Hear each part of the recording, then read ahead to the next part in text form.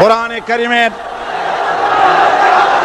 কারিমের তাফসীর শুরু করার আগে সাংবাদিকদের জন্য আমি এই কথাগুলি বললাম, যেহেতু রাত বেশি হলে তারা কথাগুলি পত্রিকায় দিতে পারবে না, সেই জন্য পুরা নিউজ বলার আগে হেডলাইনগুলি জানাই দিলাম। তবে সাংবাদিকদের ব্যাপারে আমার একটু কথা আছে।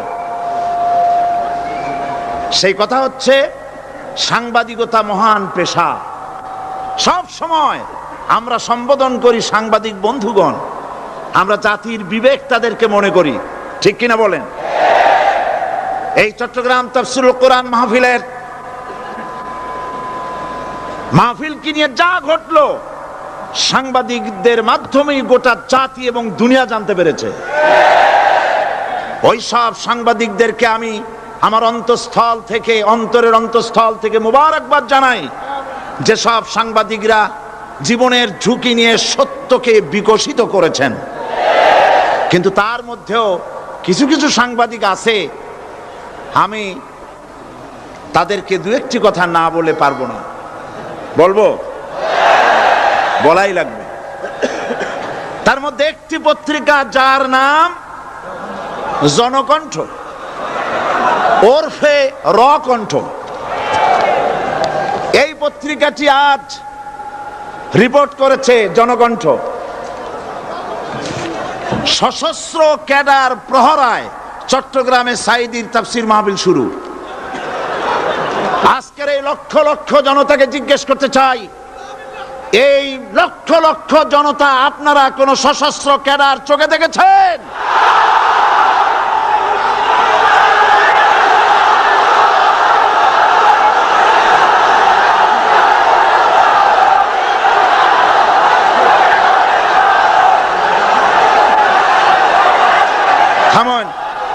থামেন।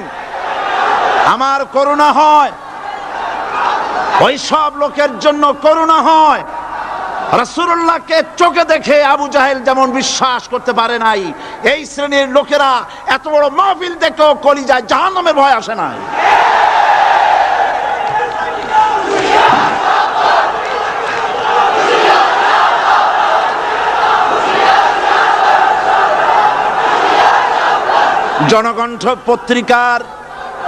জনকণ্ঠ পত্রিকার সাংবাদিক যদি খুঁজে খুঁজে সশস্ত্র ক্যাডার আপনি এভাবে খুঁজে খুঁজে পান, সাংবাদিকতার চাকরি ছেড়ে পুলিশে চাকরি নিন।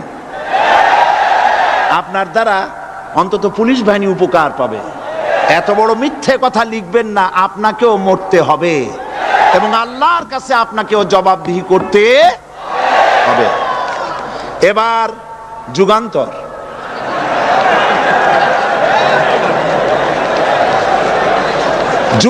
পত্রিকা নতুন বেরিয়েছে। যুগান্তরকে দেশবাসী বস্তুনিষ্ঠ সংবাদ পরিবেশন করবে বলেই আশা করে। জনকণ্ঠের মতো জঘন্য কণ্ঠে যুগান্তর পরিণত হোক, জাতি তা চায় না। যুগান্তরের রিপোর্টার কি রিপোর্ট করলেন? আপনি লিখেছেন হাইকোর্ট, আপনি যা লিখেছেন আমি তা পড়ছি। সাঈদী বলেন, এ সরকারকে জালিম সরকার আখ্যায়িত করে বলেন, আগুন নিয়ে খেলা করবেন না, বেশি বাড়াবাড়ি করলে পিটিয়ে দিল্লিতে পাঠাই দেব। এই লক্ষ জনতা সাক্ষী দেন, সরকারকে পিটাইয়া দিল্লি পাঠাবে এই কথা আমি বলেছি?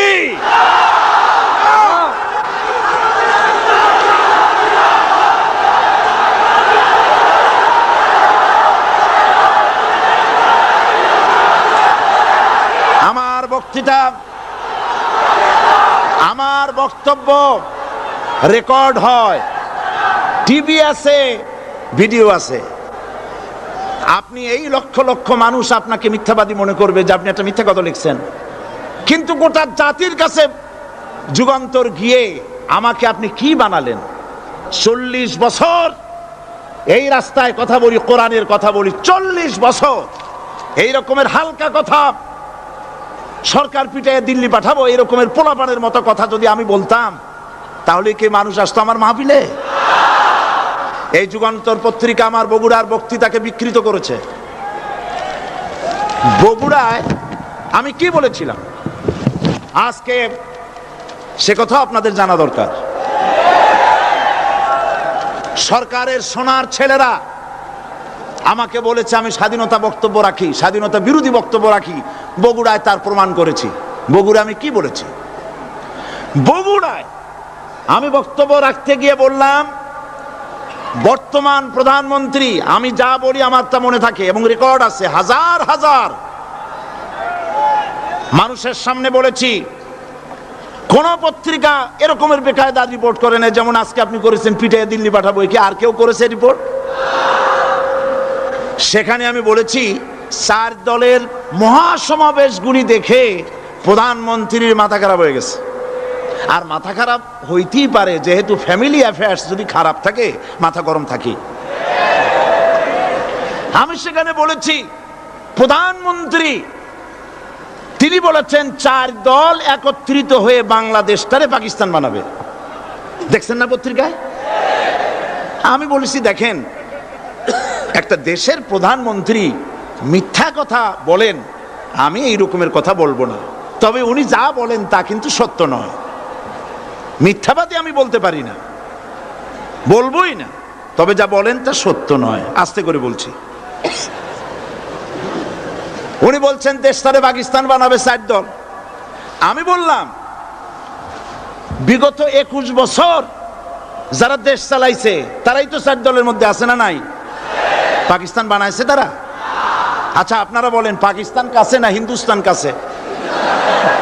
আমি বলেছি যদি বাংলাদেশকে কেউ পাকিস্তান বানাতে চায় তাহলে সর্বপ্রথম কাশ্মীর পাকিস্তান হতে হবে, তারপরে হিন্দুস্তানকে পাকিস্তান হতে হবে। এটা যেমন সম্ভব নয়, কিয়ামত পর্যন্ত বাংলাদেশ পাকিস্তান হওয়া সম্ভব নয়। আমার এই স্পষ্ট বক্তৃতার হাজারো রেকর্ড আছে বগুড়ায়। কেউ ধরনের বাজে রিপোর্ট করেনি। যুগান্তর লিখেছে, সাইদি বলেছে কাশ্মীর পাকিস্তান হইলেই বাংলাদেশ পাকিস্তান হয়ে যাবে। আমি ওই দিন ঢাকায় এসেই যুগান্তর পত্রিকার চিফ রিপোর্টারকে টেলিফোন করে বলেছি আপনি একটা ভুল রিপোর্ট আপনার সাংবাদিক করেছে বগুড়া থেকে, জাতি বিভ্রান্ত হবে। আমি একটা প্রতিবাদ পাঠালাম, অনুগ্রহ করে আমার প্রতিবাদ ছেপে দিবেন। ওনরা সাংবাদিকতার প্রতি মর্যাদা দিতে গিয়ে আমার এই বক্তব্যটা ছাপেন নাই। তার মানে হলো আমার বিরুদ্ধে যদি কেউ কথা বলে হুবহু ছাপা হবে, আর আমি যদি সেলফ ডিফেন্স দিতে চাই বস্তুনিষ্ঠভাবে আমাকে কভারেজ দেওয়া হবে না। এটাই হলো তাদের সবচাইতে আমার প্রতি ক্ষোভ। এবং তারা চায় আমাকে জনগণ থেকে বিচ্ছিন্ন করতে, কিন্তু জনগণ থেকে আমাকে বিচ্ছিন্ন করা যাবে না। কারণ আমার আকর্ষণে মানুষ আসে না, আকর্ষণ হলো আল্লাহর কোরআন। জনগণকে বিচ্ছিন্ন করা যাবে না। আমি তাফসীরের আগে যুগান্তর পত্রিকার সাংবাদিককে অনুরোধ করব, আপনি অনুগ্রহ করে আপনি এই সংশোধনটি মেহেরবানি করে পাঠিয়ে দিন যে গতকাল যে কথা বলা হয়েছিল যে সরকারকে লাঠি দিয়ে পিটাইয়া দিল্লি পাঠায় দেবো, এই কথা যে এটা আমি ভুল লিখেছি। মানুষ ভুল স্বীকার করলে কোনো অপরাধ নাই, অন্যায় নাই। আমরা আশা করব আগামীকালের যুগান্তরে আমরা দেখব যে আপনি ভুল স্বীকার করেছেন, এর দ্বারা যুগান্তরের মান কমবে না, মান বেড়ে যাবে। আর যদি ভুল স্বীকার না করেন আল্লাহর অভিশাপের জন্য প্রস্তুত থাকবেন। দরুদ শরীফ পড়েন, আল্লাহুম্মা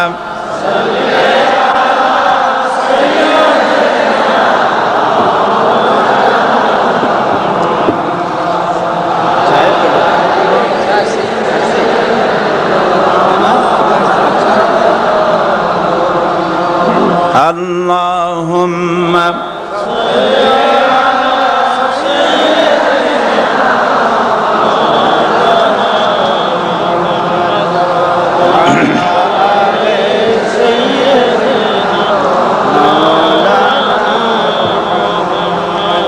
বন্ধুগণ, কোরআনে কারীম হচ্ছে বিশ্ব মানবতার জন্য সর্বশ্রেষ্ঠ হেদায়েতের কিতাব। এই কিতাব আল্লাহ রাব্বুল আলামিন অবতীর্ণ করেছেন গোটা মানব গোষ্ঠীর জন্য, পৃথিবীর সমস্ত মানুষের জন্য আল্লাহ পাক এই কোরআন নাজিল করেছেন। কোরআন কার বাণী? এই কোরআনকে যারা অনুসরণ করবে তাদের সম্পর্কে আল্লাহ পাক বলেছেন, ফামান তাবিআ হুদায়া ফালা খাউফুন আলাইহিম ওয়ালা হুম ইয়াহজানুন। কোরআন যারা অনুসরণ করবে, কোরআন যারা মেনে চলবে, তাদের জন্য কোনো ভয় নাই, কোনো চিন্তা নাই। কোরআনের আইন যারা মানবে, কোরআনের শাসন যারা মানবে, তাদের জন্য কোনো ভয় নাই, চিন্তা নাই। কোরআন আল্লাহ রাব্বুল আলামিন এই পৃথিবীতে তাবিজ লেখার জন্য পাঠান নাই। এ কোরআন শুধু চুমা খাওয়া, মাথায় লাগাবার জন্য, বুকে লাগাবার জন্য পাঠান নাই। কোরআন পাঠিয়েছেন আল্লাহ রাব্বুল আলামিন, মানুষেরা কোরআন পড়বে, কোরআন বুঝবে, আর কোরআনের বিধান অনুযায়ী ব্যক্তি, পরিবার, সমাজ এবং রাষ্ট্র গড়বে। বলেন আলহামদুলিল্লাহ। এই জন্য কোরআন নাজিল হয়েছে। রাসূল করিম সাল্লাল্লাহু আলাইহি সাল্লাম কোরআনে কারীম দিয়ে একটি সমাজ বিপ্লব করেছিলেন।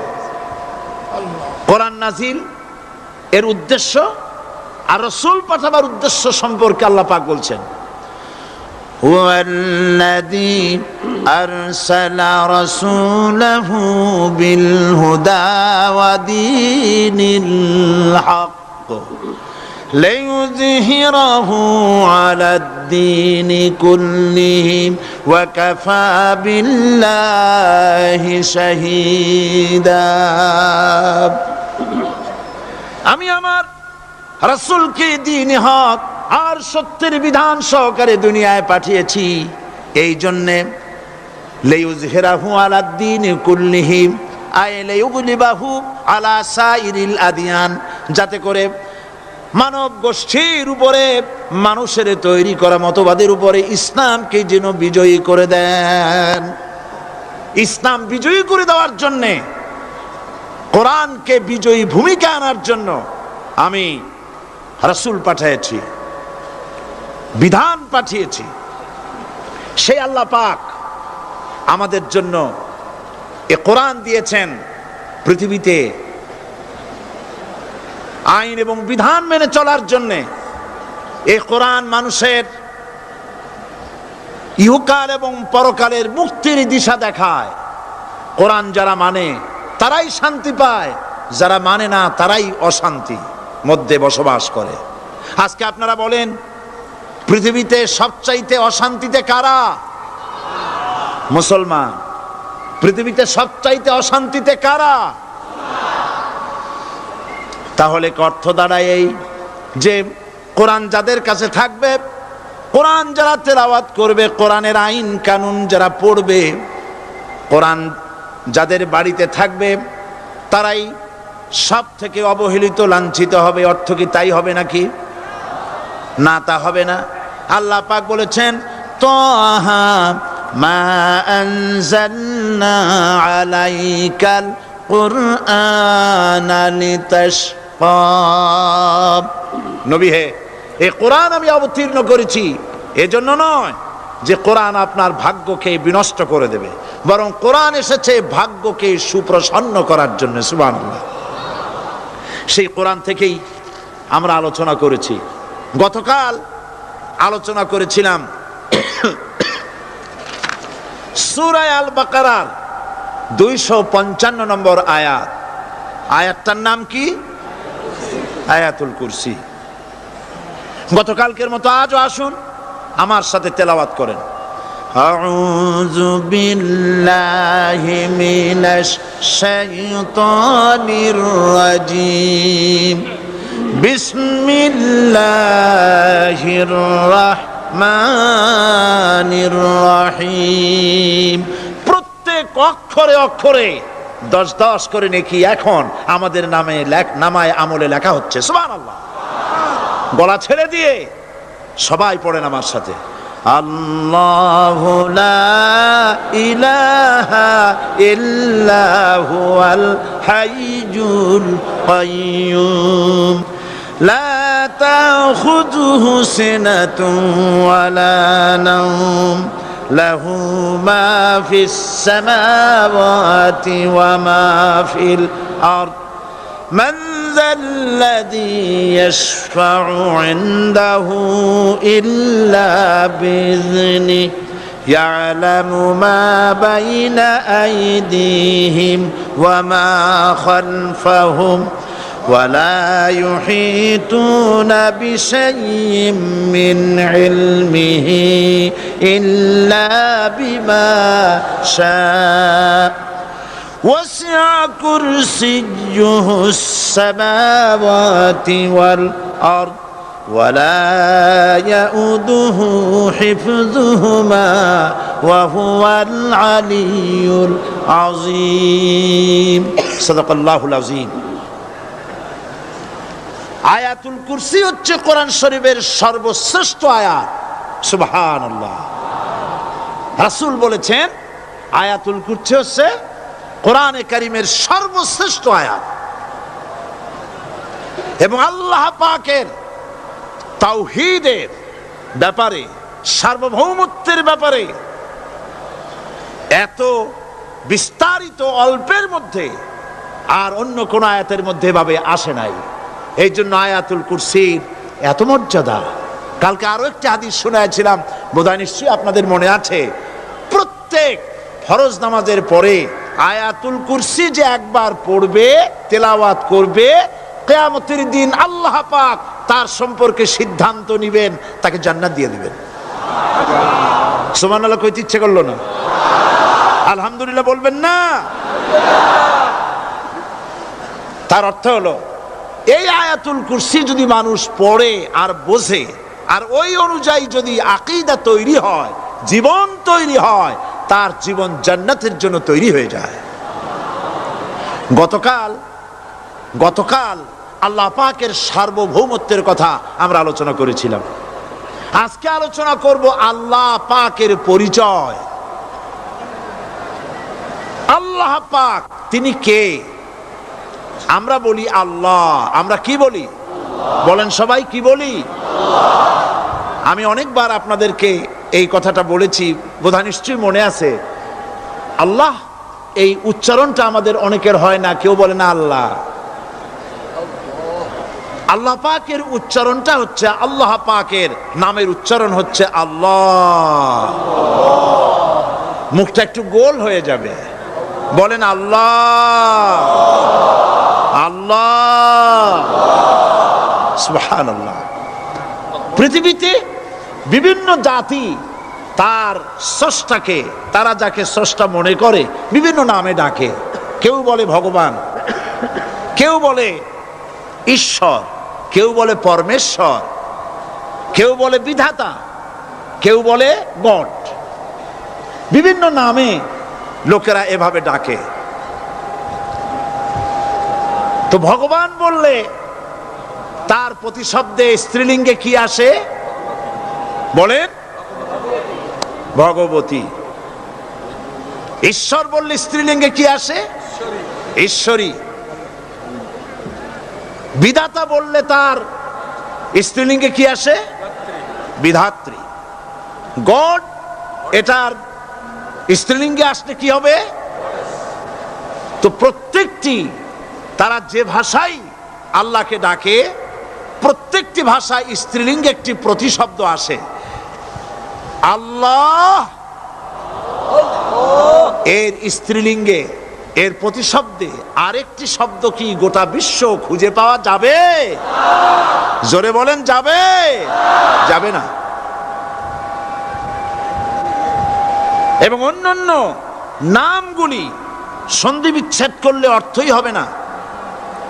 গড, এটাকে যদি উল্টায়া বলা হয় তাহলে কি হয়ে যাবে? এবার দেখুন, আল্লাহ এই নাম, আল্লাহর পরিচয় কি? যদি বলা হয় যে আল্লাহর পরিচয় কি, শুধু আল্লাহ দিয়ে আল্লাহকে চেনা যাবে। আল্লাহকে চেনা যাবে। আল্লাহ রাব্বুল আলামিন বলছেন, আল্লাহু লা ইলাহা ইল্লা হুয়াল হাইয়ুল কাইয়্যুম। আল্লাহ হচ্ছেন তিনি যিনি ছাড়া কোনো ইলাহ নাই, মাবুদ নাই, উপাস্য নাই। সুবহানাল্লাহ।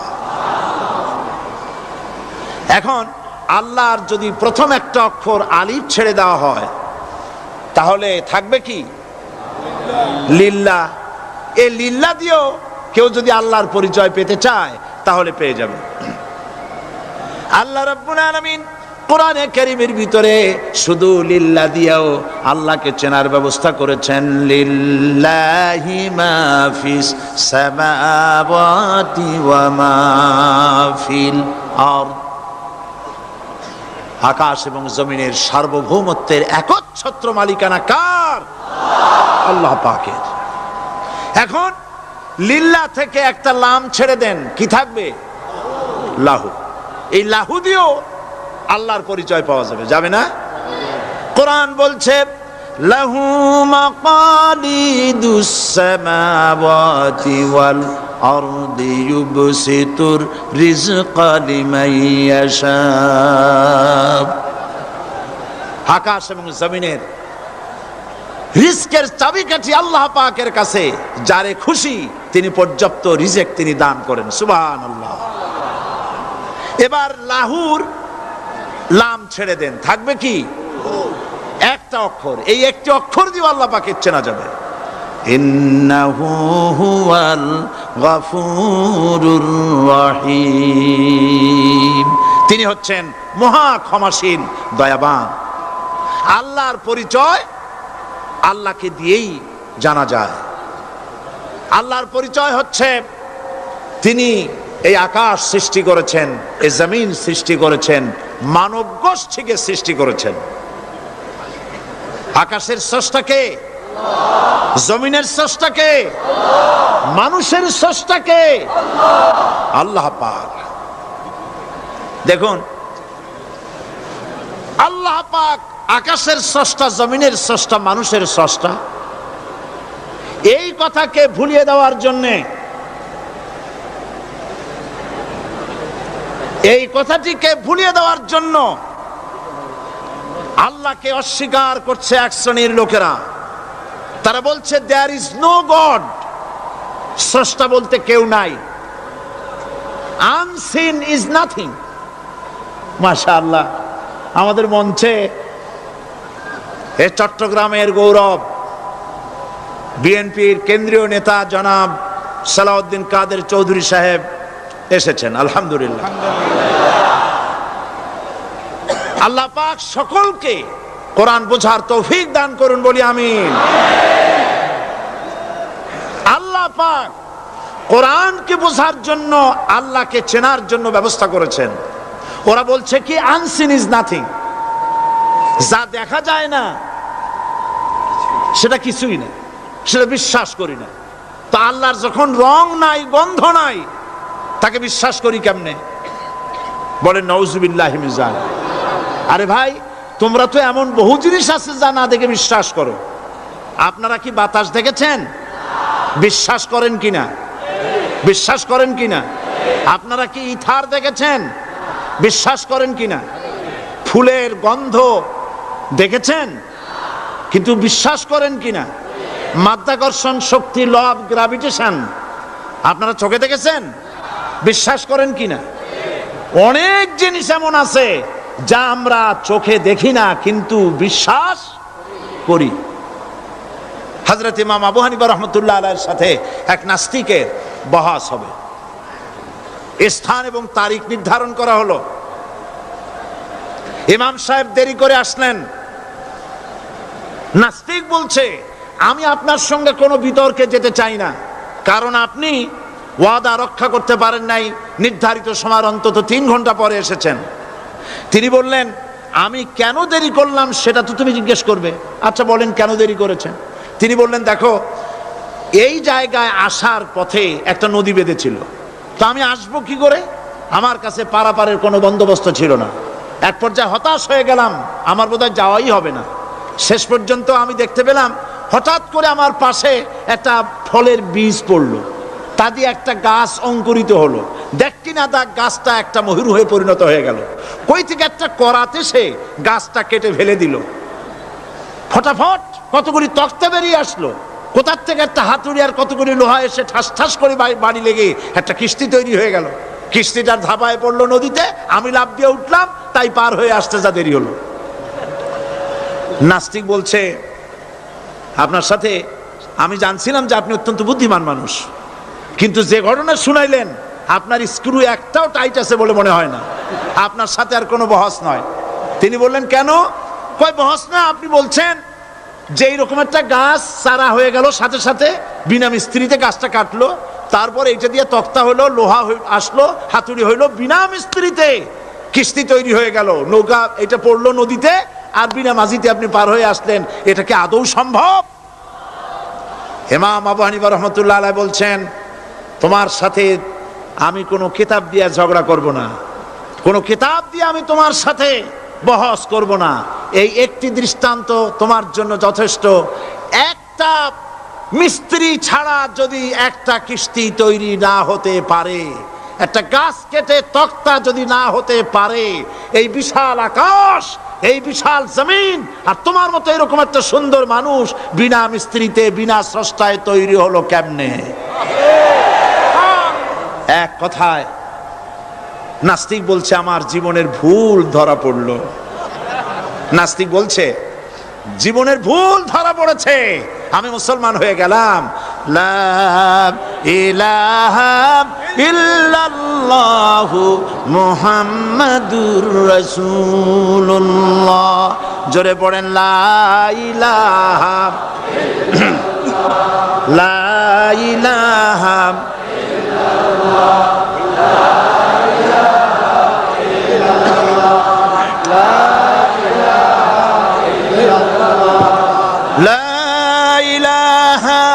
ইল্লাল্লাহু মুহাম্মাদুর রাসূলুল্লাহ। প্রিয় কোরআন পাগল ভাই সব, মাহফিল কর্তৃপক্ষ আমাকে স্লিপ দিয়েছে, প্রচন্ড চাপ সৃষ্টি হয়েছে চতুর্দিকের রাস্তায়, মানুষ বসার জায়গা পাচ্ছে না, দাঁড়াবারও জায়গা নাই। আমরা তো এই মাঠ টেনে লম্বা করতে পারবো না, তবে আপনারা একটু চেপে বসলে বোধহয় ভালো হয়। আপনারা কি রাগ করবেন নাকি? তাহলে বসা অবস্থায় দাঁড়াবেন না মোটেই? বসা অবস্থায় সামনের দিকে একটু এগিয়ে আসা যায় কিনা? তাহলে তাই করুন, দাঁড়াবেন না কেউ, বসা অবস্থায় সামনে চাপেন, আর দাঁড়ানো ভাইরা সুযোগ গ্রহণ করেন, জোরে সোরে জিকির করেন, সুবহানাল্লাহ ওয়ালহামদুলিল্লাহ লা ইলাহা ইল্লাল্লাহ, সুবহানাল্লাহ ওয়ালহামদুলিল্লাহ লা ইলাহা ইল্লাল্লাহ। আরো জোরে পড়েন, সুবহানাল্লাহ ওয়ালহামদুলিল্লাহ লা ইলাহা ইল্লাল্লাহ, সুবহানাল্লাহ ওয়ালহামদুলিল্লাহ লা ইলাহা ইল্লাল্লাহ, লা ইলাহা ইল্লাল্লাহু মুহাম্মাদুর রাসূলুল্লাহ। আমি দাঁড়াতে বলি নাই, মেহেরবানি করে বসুন, কান মন দিয়ে আল্লাহর পরিচয় শুনুন।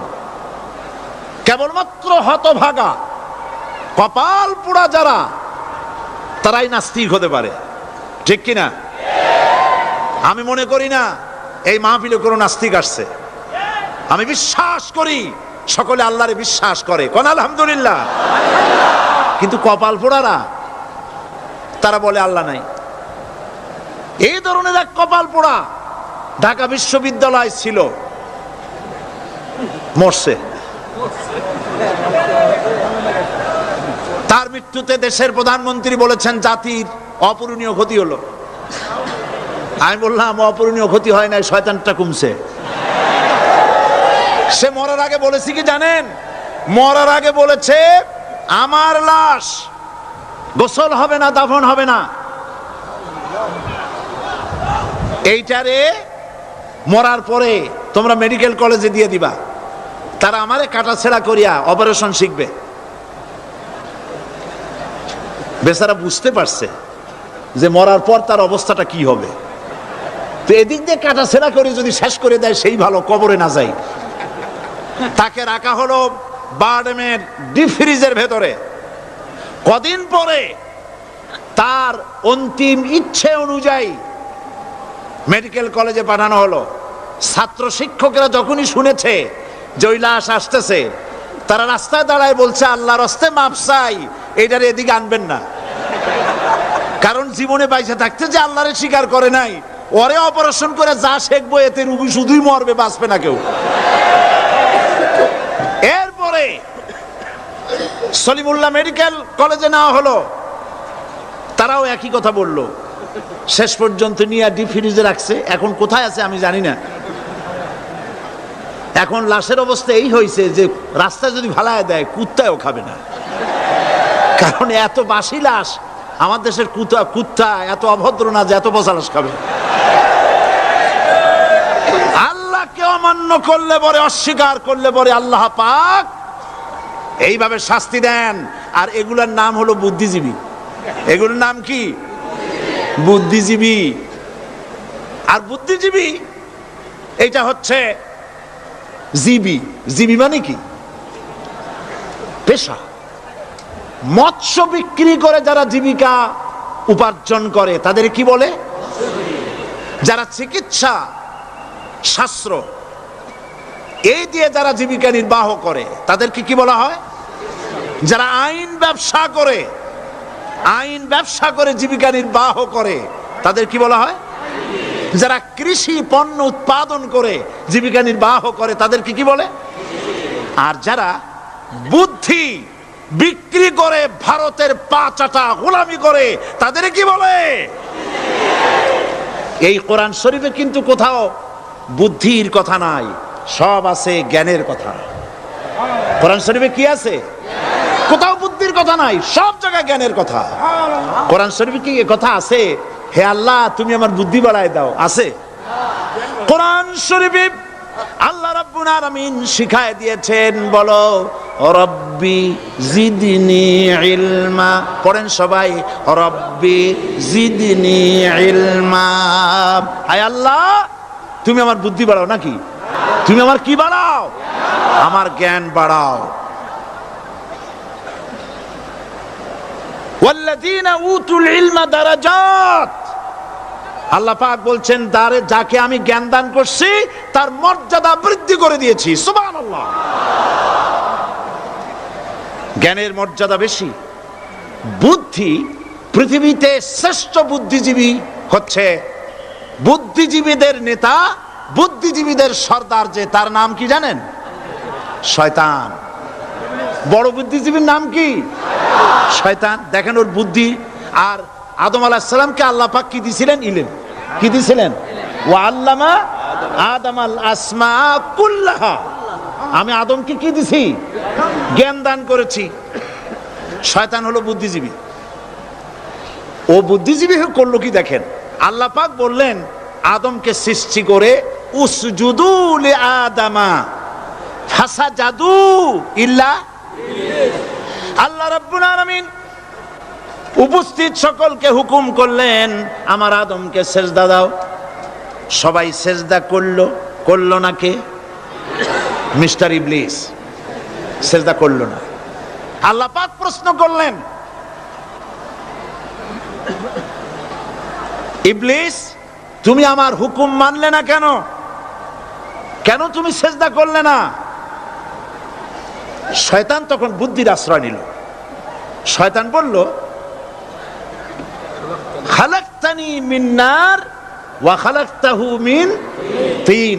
আয় আল্লাহ তুমি তো আমারে বানাইছো আগুন দিয়ে, আর আদমকে বানিয়েছো মাটি দিয়ে। আনা খায়রুম মিনহু, আমি তার থেকে উত্তম। কারণ তুমি আমাকে একটা অবৈজ্ঞানিক আদেশ করেছো। মাটির গতি নিম্নমুখী আর আগুনের গতি ঊর্ধ্বমুখী। ঊর্ধ্বমুখী জিনিসকে নিম্নমুখী জিনিসের সামনে মাথা নত করতে বলা সম্পূর্ণ আনসাইন্টিফিক। এই জন্য আমি এটা মানতে পারিনি। আল্লাহ পাক বললেন কিচ্ছু না, মানুষ জায়গা না পাই আসতেছে, বসান। এখানে যারা দাঁড়িয়েছে বসা লোকেরা, তাদেরকে বসায় দেন, বসেন। আরে ভাই, আপনারা বোঝেন না কেন? সরকারের সোনার ছেলেরা এইখানে আসার সাহস করবে না।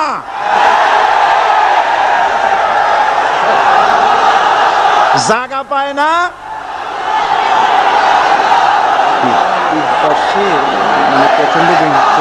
করবো কি আমি, কিছু করেন। বসেন, থামেন। মানুষ বসার জায়গা পাচ্ছে না বলে অসুবিধা হচ্ছে।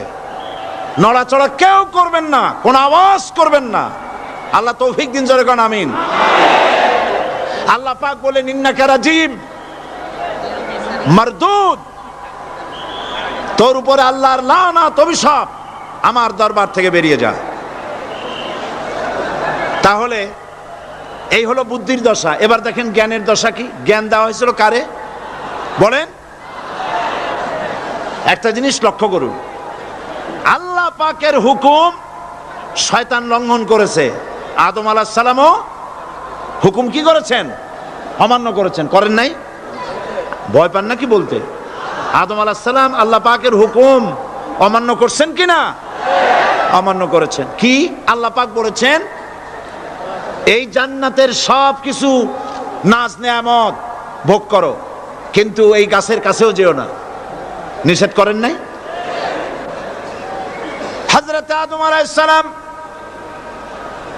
ভুল করলেন, আল্লাহ নিষিদ্ধ বৃক্ষের কাছে গেলেন, স্বামী স্ত্রী দুজনে নিষিদ্ধ ফল ভক্ষণ করলেন। এরপরে হযরত আদম আলাইহিস সালাম মহা চিন্তার ভিতরে পড়ে গেলেন, কি সর্বনাশ করলাম। এখন যদি আল্লাহ যদি আমারে প্রশ্ন করেন আমার হুকুম কেন অমান্য করলে, তাহলে আমি কি জবাব দেব? আদম আলাইহিস সালামের কাছে জবাব ছিল না জবাব?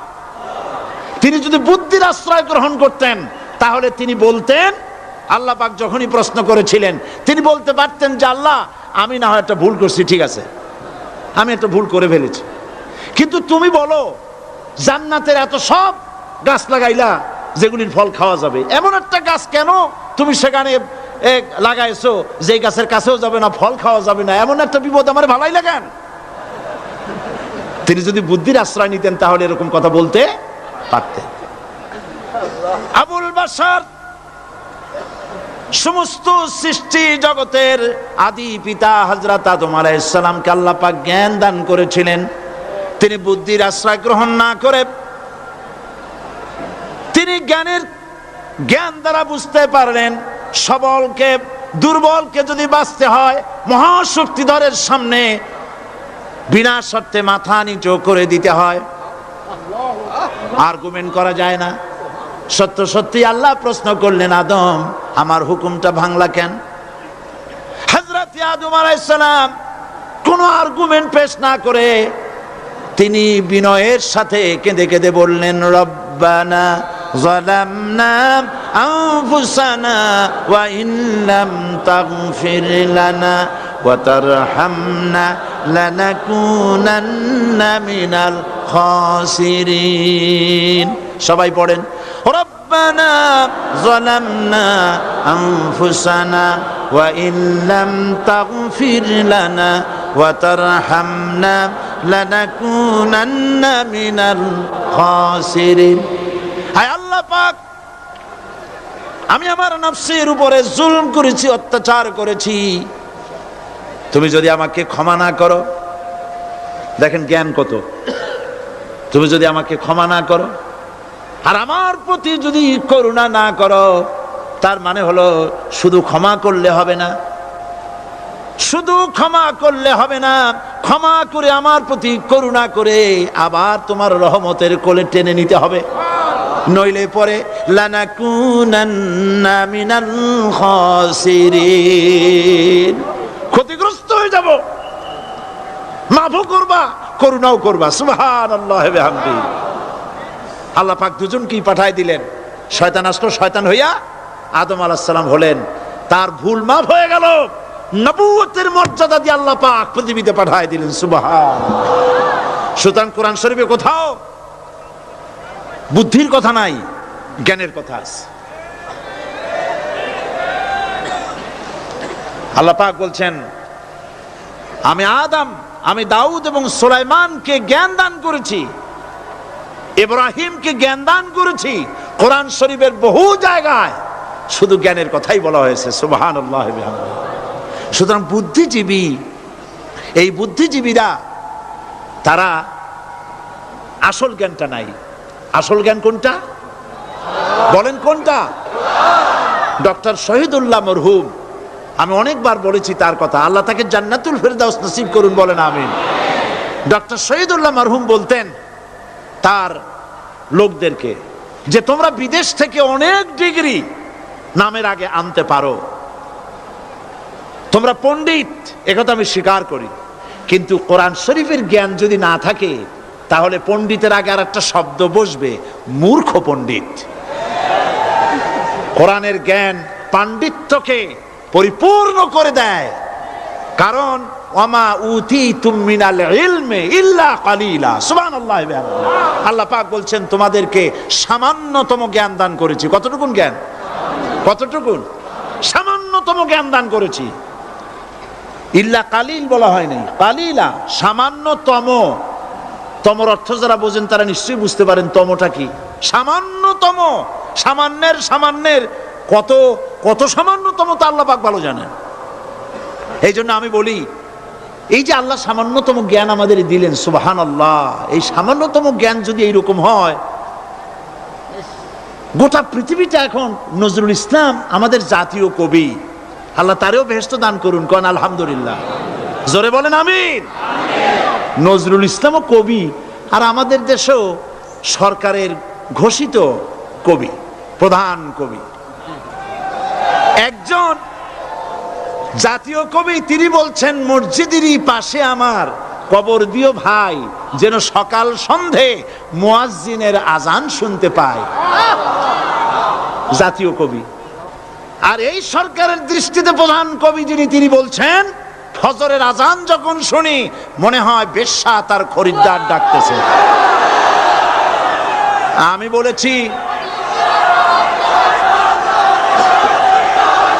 বলেছি এটা তো তুমি শুনবাই, কারণ ছাত্র জীবন থেকে ওই আওয়াজ শোনার যাদের অভ্যেস, বুড়া হইছে এখনো বেশ্যার আওয়াজ ছাড়ার কানে কিছুই আসে না। নাউজুবিল্লাহ, নাউজুবিল্লাহ, আল্লাহর লানত। বন্ধুগণ, মানুষ নাস্তিক হয় কখন? যখন তার কাছে আসল জ্ঞান থাকে না। কোরআন হচ্ছে আসল জ্ঞান। কাজী নজরুল ইসলাম বলেছেন, আজ থেকে কত বছর আগে, বিশ্ব নিখিল দেখবো আমি আপন হাতের মুঠায় পুরে। আজকে পৃথিবী আপনার মুঠায় আসছে না? উনি দেখে যান নাই, কিন্তু আসছে কিনা? আজকের পৃথিবীর নাম হয়েছে গ্লোবাল ভিলেজ। গোটা পৃথিবী এখন একটা পল্লী। আমেরিকার নির্বাচনের ফলাফল আমরা এখানে বসে দেখতেছি, দেখতেছেন কিনা? আমেরিকা একটা প্যাঁচ লাগিয়ে গেছে না? কালকে বলছি, আমেরিকায় তো এরকমের বাংলাদেশি প্যাঁচ লাগা উচিত ছিল না, কিন্তু প্যাঁচটা লাগলো কেন? আমার মনে হয় যে আমাদের দেশের সরকার প্রধান বারবার যাওয়াতে এই রোগ ওখানেও সংক্রামিত হয়েছে।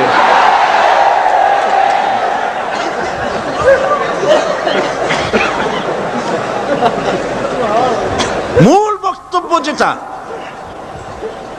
সেটা হচ্ছে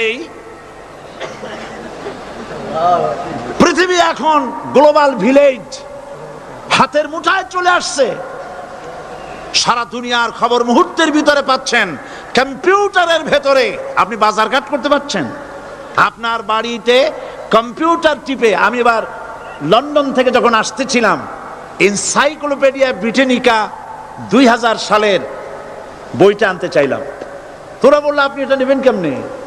এ তো প্রায় 2 মণ ওজন হয়ে যাবে, এত ভাড়া দেবেন কেমনে প্লেনের?